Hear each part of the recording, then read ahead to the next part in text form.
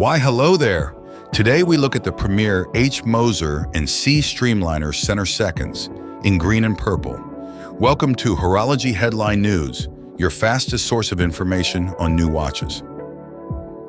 Now, H.Moser is not a watch brand that is instantly recognizable even by watch enthusiasts. It has been around since 2002, though its lineage reaches deep into 19th century Russia. It has been defunct since the Communist Revolution, though Vladimir Lenin himself owned a Moser pocket watch. But today the Swiss H.Moser is all about fun high horology. And we mean fun literally. Have you seen their poke at the Apple Watch 3 years ago? It's nothing short of hilarious.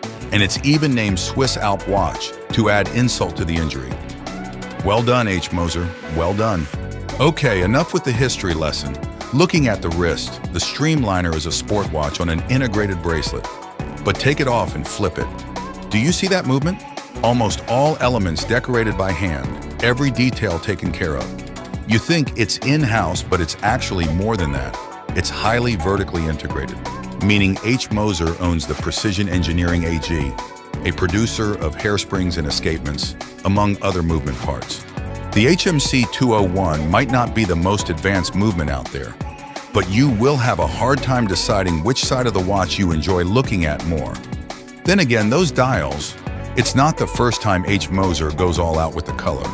The purple one is certainly the flavor of the season. We have seen a number of purple dials popping up on the market, and at HHN we confidently predict there will be more releases coming. The green one is a truly bold one. And did you notice the subtle, almost invisible branding? Either you know it's a Moser just by seeing it, or you definitely have some catching up to do. With H.Moser, there are just two challenges: the size and the price. You can earn more to deal with the latter, or you can buy secondhand.